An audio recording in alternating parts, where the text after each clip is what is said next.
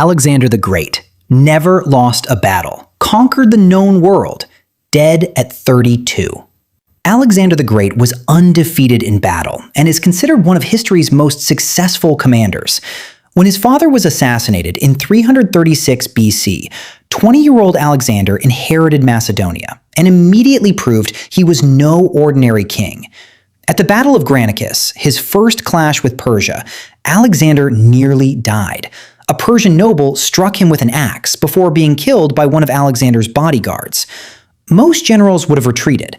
Alexander charged harder. At Gaugamela in 331 BC, facing Persian king Darius III's massive army, Alexander deliberately created a gap in his own lines. The Persians took the bait and charged through. Then, Alexander's cavalry crushed them from both sides in history's most perfect envelopment. But here's what haunts his legacy.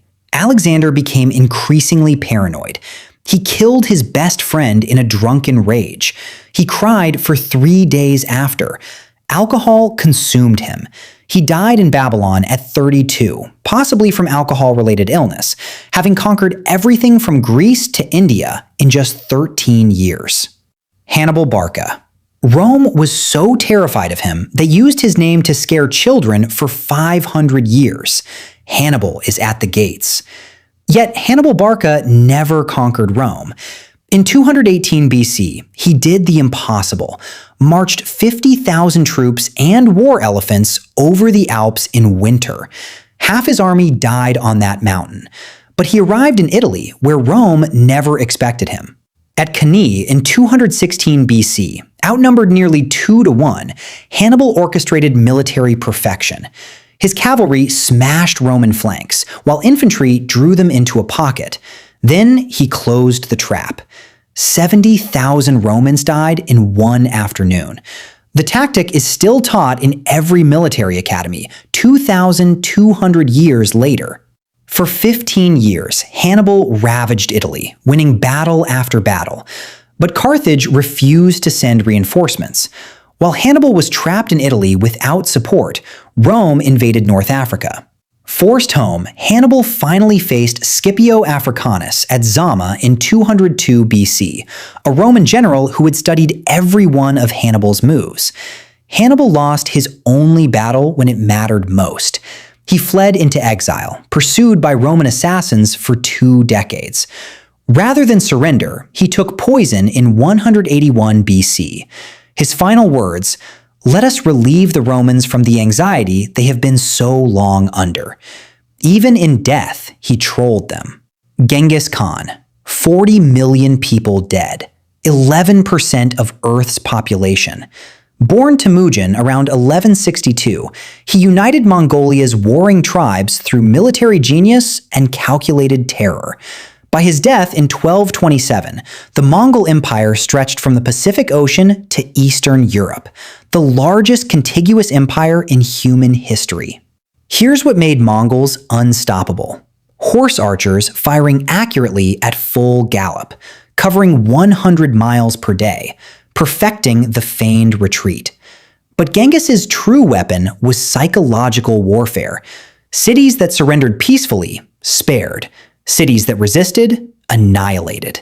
Every person slaughtered. Every building razed. Survivors left alive only to spread tales of Mongol fury. This wasn't cruelty, it was strategy. After one massacre, other cities surrendered without fighting.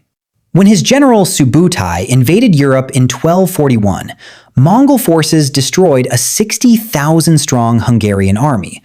All of Europe lay defenseless. Then they withdrew. The Great Khan had died. Generals had to return for succession. Historians still debate. Had they continued west, would European civilization have survived? Julius Caesar, March 15th, 44 BC.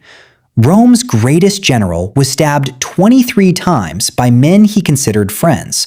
He died at the base of Pompey's statue, the rival he defeated and shown mercy. That mercy was his mistake. From 58 to 50 BC, Caesar conquered Gaul, modern France, killing an estimated 1 million people and enslaving another million. He wrote detailed accounts of these campaigns as propaganda to build his fame. It worked. When the Senate ordered him to disband his army in 49 BC, Caesar made his choice.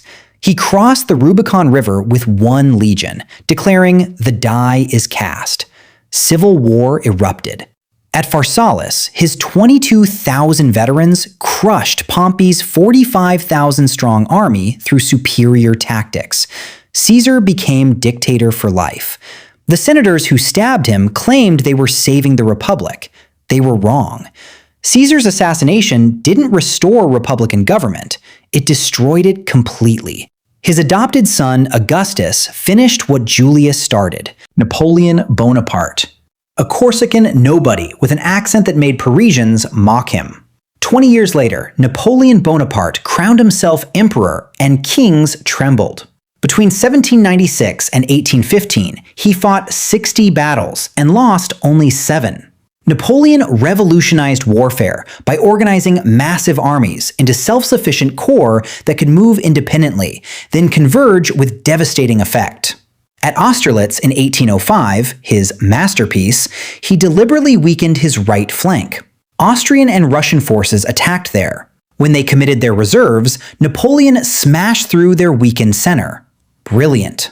But Napoleon suffered from class insecurity and couldn't delegate. He placed incompetent family members on thrones throughout Europe purely for nepotism. Then came Russia in 1812. 600,000 men invaded. Fewer than 100,000 returned. At Waterloo on June 18, 1815, he delayed his attack until noon, waiting for muddy ground to dry. That delay doomed him. When Prussian reinforcements arrived at 4:30 p.m., Napoleon's empire collapsed in a single afternoon. Khalid ibn al-Walid, 100 battles, 100 victories, 0 defeats. Not Alexander, not Napoleon, not even Genghis Khan's generals. Only Khalid ibn al-Walid. Initially fighting against Muhammad at Uhud in 625 AD, Khalid's cavalry charge nearly destroyed the Muslim army. 2 years later, he converted to Islam and brought his tactical genius to their cause. At Yarmouk in 636 AD, Khalid faced 200,000 Byzantine soldiers with only 40,000 men, outnumbered 5 to 1. Over 6 brutal days, he used desert heat, superior mobility, and psychological warfare to encircle and annihilate them. Against Persia, he pioneered night raids, false retreats, and forced marches that exhausted enemies before battle. In rapid succession, he conquered Iraq, Syria, and Palestine, 3 theaters simultaneously. Where Alexander conquered through valor and Napoleon through organization, Khalid won through pure adaptability. Then, in 638 AD, Caliph Umar dismissed him. Why? His popularity threatened stability. Think about that. History's greatest military commander was fired because he was too good. Khalid retired without protest and died peacefully in 642 AD. Subutai. You've never heard of him. That's history's greatest injustice. Subutai conquered more territory than Alexander, Hannibal, and Napoleon combined. He won 65 major battles, commanding campaigns from China to Eastern Europe. Yet ask anyone to name history's greatest generals, and Subutai never appears. Born around 1175, this Mongol commander was a tactical chameleon. In China, he mastered siege warfare. Against European knights, he used mobility to destroy heavy cavalry. In 1241, he simultaneously commanded 2 massive armies, 500 kilometers apart, without radios, phones, or telegraphs. Just careful planning and precise timing. At the Battle of Mohi in Hungary, Subutai's forces annihilated a 60,000-strong Hungarian army in 2 days. All of Europe lay defenseless. Then the Mongols withdrew. The Great Khan had died. Historians endlessly speculate. Had Subutai continued west, would European civilization exist? Subutai died in his 70s, wealthy and honored, having shaped 3 continents. Yet the West barely remembers him. Why? Where Alexander named 70 cities after himself, and Napoleon crowned himself emperor, Subutai remained a loyal subordinate. Sun Tzu. What if the greatest commander never fought a battle we remember?